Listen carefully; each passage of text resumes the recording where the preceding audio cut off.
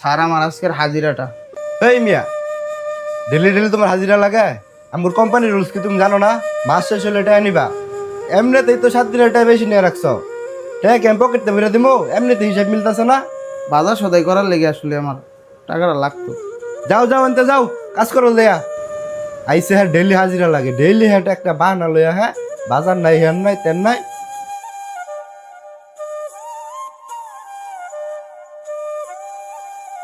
টাকা কামাই করবা সব তোমার বাপ মার লয়ে খাবা, না দেও আমার ঠিক মতো সময়, না পূরণ করো আমার কোনো শখ। তুমি তো জামাই হওয়ারই যোগ্য না, তুমি তো কোনো পুরুষের কাতারেই পড়ো না।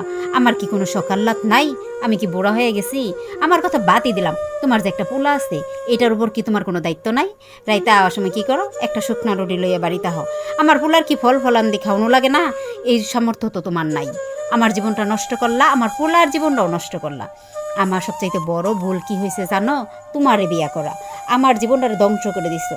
ওই বাড়ি তানিশার মা কত সুন্দর, যা মন চাই তাই কিনতেছে, সকালাত পূরণ করতেছে, আর আমি কামলার মতো থাকি।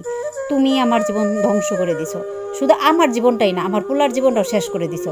তোমার লগে বিয়া হইয়া আমার বড় ভুল হয়েছে।